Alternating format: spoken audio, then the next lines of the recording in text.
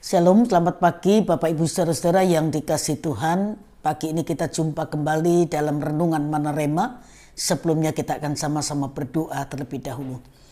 Bapak mengucap syukur buat kesempatan kami boleh kembali mendengar Renungan Mana Rema. Urapi hamba-Mu, taruh kehendak-Mu untuk disampaikan, karena itu merupakan jawaban bagi semua yang mendengar kebenaran ini. Urapi juga yang mendengarkan, dan biar Roh-Mu yang kudus menolong mereka semua untuk dapat menangkap kehendak Tuhan lewat kebenaran firman yang disampaikan. Terima kasih, dalam nama Tuhan Yesus Kristus kami sudah berdoa. Haleluya. Amin. Bapak Ibu Saudara yang dikasihi Tuhan, pagi ini kita akan sama-sama belajar sebuah kebenaran yang saya beri tema dampak kebaikan. Galatia pasal yang ke-6 ayat 9 sampai ayat yang ke-10. Galatia 6 ayat 9 sampai ayat yang ke-10. Janganlah kita jemu-jemu berbuat baik, karena apabila sudah datang waktunya, kita akan menuai jika kita tidak menjadi lemah. Karena itu selama masih ada kesempatan bagi kita, marilah kita berbuat baik kepada semua orang, tetapi terutama kepada kawan-kawan kita seiman. Bapak Ibu Saudara yang dikasihi Tuhan, zaman Tiongkok kuno, ada seorang petani mempunyai seorang tetangga yang berprofesi sebagai pemburu dan mempunyai anjing-anjing yang galak tapi kurang terlatih. Anjing-anjing itu sering melompati pagar dan mengejar domba-domba petani. Nah, petani itu meminta tetangganya untuk menjaga anjing-anjingnya, tetapi ia tidak pernah mau peduli. Suatu hari anjing-anjing itu melompati pagar dan menyerang beberapa domba sehingga terluka parah. Petani itu merasa tak sabar karena merasa dirugikan, kemudian memutuskan pergi ke kota untuk berkonsultasi pada seorang hakim. Hakim itu mendengarkan cerita petani itu dan berkata, "Saya bisa saja menghukum pemburu itu, memerintahkan dia untuk merantai dan mengurung anjing-anjingnya, tapi Anda akan kehilangan seorang teman dan mendapatkan seorang musuh. Mana yang kau inginkan, teman atau musuh yang menjadi tetanggamu?" Petani itu menjawab bahwa ia lebih suka mempunyai seorang teman. "Baik," kata hakim, "saya akan menawarkan Anda sebuah solusi. Anda harus menjaga domba-domba Anda supaya tetap aman, dan ini akan membuat tetangga Anda tetap menjadi teman." Mendengar solusi Pak Hakim, petani itu setuju. Ketika sampai di rumah, petani itu segera melaksanakan apa yang sudah disampaikan oleh Pak Hakim kepada petani itu. Dia mengambil 3 domba terbaiknya dan menghadiahkannya kepada 3 orang anak tetangganya itu. Mereka menerima dengan sukacita dan mulai bermain dengan domba-domba itu.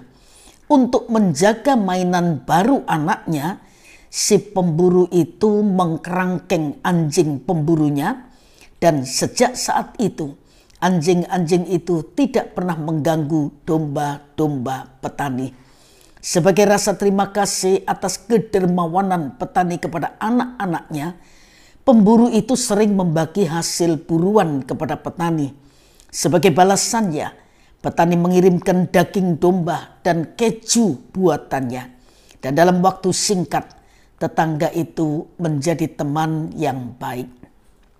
Sebuah ungkapan kuno mengatakan cara terbaik untuk mengalahkan dan mempengaruhi orang adalah dengan berbuat kebajikan. Bapak Ibu saudara sekalian, itu sebabnya Rasul Paulus menasihati dengan berkata, jangan jemu-jemu berbuat baik, karena kita akan menuai jika kita tidak menjadi lemah. Menabur atau melakukan perbuatan baik itu bagian yang kita lakukan, dan izinkan Allah melakukan bagiannya dengan memberikan tuaian dari apa yang kita tabur. Kita harus mengakui Tidak semua perbuatan baik kita dihargai oleh orang lain. Tidak selalu perbuatan baik kita dibalas dengan kebaikan. Kadang kita sudah berbuat baik, sudah berkorban, orang menikam kita dari belakang. Orang mengatakan hal-hal yang buruk dari kehidupan kita. Tapi tidak apa. Yang penting kita melakukan kehendak Tuhan. Bapak Ibu saudara sekalian, kalau kita mau dipakai jadi alat untuk kemuliaan nama Tuhan, ada harga yang harus kita bayar. Daging ini harus mati supaya orang menikmati Kristus yang ada dalam kehidupan kita. Nah, Bapak Ibu saudara sekalian, banyak orang kepingin dipakai Tuhan, tapi hidupnya tidak dikenan oleh Tuhan. Dipakai itu belum tentu Tuhan berkenan. Ya, kita bisa lihat contoh dalam Alkitab, ya, seperti Simson, Biliam, dan yang lain-lain. Siapa yang diakui Alkitab seorang yang berkenan di hati Tuhan adalah Daud. Daud itu orang yang bukan hanya suka mencari Tuhan, suka bertanya-tanya pada kehendak Tuhan, tapi Daud juga orang yang mudah melepaskan pengampunan. Tuhan menolong dan memberkati kita semua supaya kebenaran ini bisa kita lakukan dalam kehidupan sehari-hari. Dengan mematikan daging, kita bisa menjadi berkat bagi orang lain. Tuhan berkati Bapak Ibu saudara sekalian, dan mari kita sama-sama berdoa. Bapa, mengucap syukur buat kebenaran firman-Mu yang terus mengingatkan kami, agar sebagai anak-anak Tuhan, kami tidak merasa jemu untuk berbuat baik, karena taburan itu tidak akan pernah sia-sia. Satu kali kita pasti akan menuai ketika kita tidak jemu berbuat baik dan mau menaati kehendak Tuhan.